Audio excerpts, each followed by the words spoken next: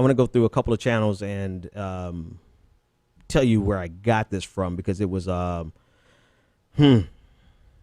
great recommendation that I got this morning from one of my followers on Twitter. It was connected to Redacted Tonight with Lee Camp and the comedian who was on that show. I'm sorry, I don't have the comedian's name, but it was a video. It's a video, and I'll share it, I'll retweet it. But it's the video where he's unpacking an article at commondreams.org with Aviva Chomsky, and there was a second article he referenced with Adolph Reed, essentially giving a web version argument against or exposing identity politics being used by neoliberalism. Exactly what we've been talking about, right? So it started off with a video from Redacted Tonight, and I went to the actual article at commondreams.org. Aviva Chomsky, she's actually Noam Chomsky's daughter. Brilliant piece of writing. And then I went to the actual author, who is Charles Haynes, I believe, of the actual academic piece, where he outlined the case for what's called neoliberal multiculturalism.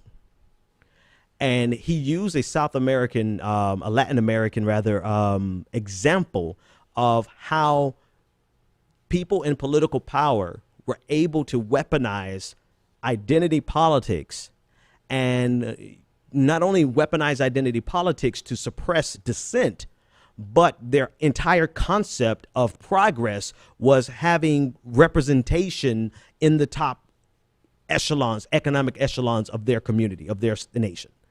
Right. In other words, we don't need to change the system. We simply need to have a diversity inside of the system. In American language, we would say we don't need to change the top 1%. We don't need to necessarily affect or challenge the economic structure that creates such vast wealth inequality, income inequality. We just need to make sure that we have some good black faces there, some good brown faces there, some good Asian faces there, and the right number of women. So in other words, you know, whatever is representative of America needs to be represented in the top 1%. No, don't challenge the structure. Don't challenge the fundamental problems that this type of system creates. Just make sure that if you're going to have a top 1%, make sure that top 1% looks like America and has the right number of black faces and the right number of LGBTQ faces. Neoliberal multiculturalism. So I reached out to the actual author, and we didn't hear back from him. I want to get him on the show because it's an academic piece. I believe it's the University of Texas at Austin, if I'm not mistaken, is where the professor is from. But I reached out to him because I wanted to bring him on the show to discuss this because of how robust the conversation, how he, not just a robust conversation, but how he broke this down long before we really ran into it in America. He actually wrote this piece in 2005. Now, this is still while the identity politics tool was being weaponized. And again, I want you to understand, I'm not a part of the people who cry out against the regressive left and dismiss all identity politics, because there is absolutely a place and a need and a role for identity politics. And usually the people who say there is no role from the identity for identity politics are people who don't fall on any of those intersections. Right. Let's just be 100% transparent. People who completely dismiss identity politics as something that is totally unnecessary and detrimental to America are people who are neither minority, LGBTQ, or fall in any of those intersections. Now, this does not mean that everyone who claims to be victims of something that they are always right. And that's the exact problem that we have, is that we live in between these two extremes, where you have one group who is saying it's 100% about identity politics, and anything that is not multicultural is the problem. And if we just get multiculturalism in our top 1%, then America would be fixed and America would be better. And then you have the opposite end of the spectrum who says, screw all identity politics. America is good as it is. And you're either in here. I'm going all over the place to make a point, but here's two intersections. This is an intersection where conservatives meet some progressives. There's an intersection of rejection of identity politics, 100% rejection. That's usually an intersection that you meet libertarians with far left progressives.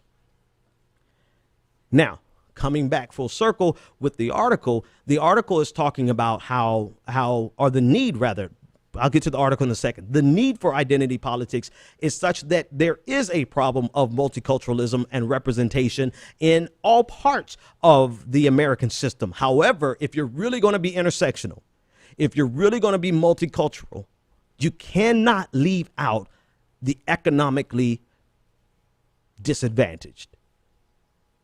And you cannot leave out conversations about wealth inequality, income inequality, wealth disparity. You can't, because there are more people.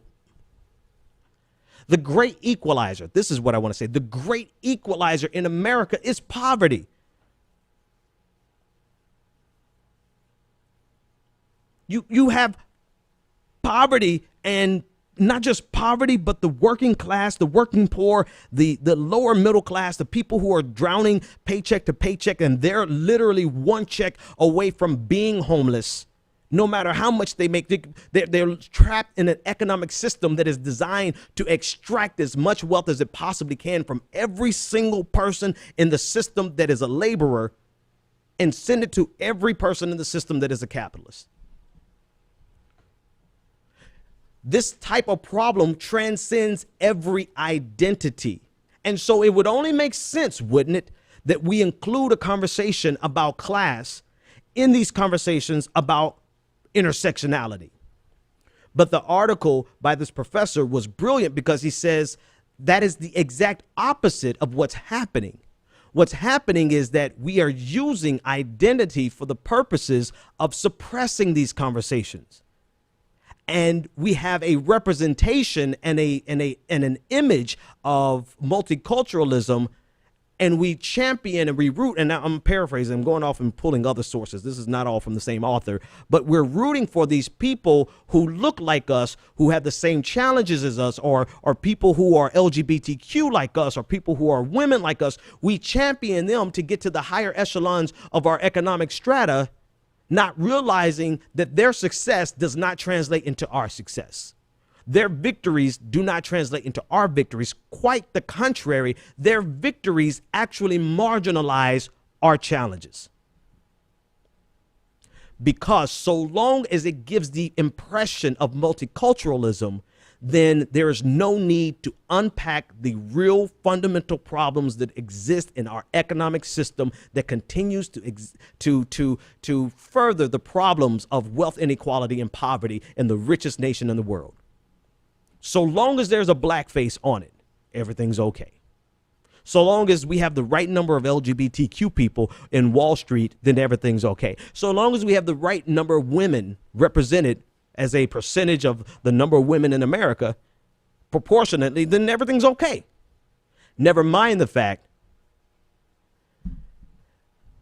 that all of that multiculturalism simply puts a smiling face on a corrupt system that is hurting the very people for which they claim to represent and for which they claim to speak. But they would never allow their conversations to go over into the conversations about class, because that is the holy grail of neoliberalism. Because without class, or with exploring the problems of class, then you might accidentally have to raise their tax, like 10%. And here we are. So this is the concept. I'm going to reach out to the author, or I've already reached out to him. I want to bring him on so he can speak. He'll probably speak from an academic perspective, and when he gets off the air, I'll do the political spin, because that's what I do. But from the academic perspective, it is actually something quantifiable, where you can see the number of faces that are represented in an economic paradigm. The number of different cultures and the number of different identities that are represented in an economic paradigm actually have the adverse effect of marginalizing those same voices, those same faces, and those same identities. And so while we're championing multiculturalism because, you know, the CEO or the board, the chairman of the board of, you know, X corporation is black, we've actually championed that to the detriment of the conversation about the effects that that company and their practices inside of this broader globalized economy has on black people.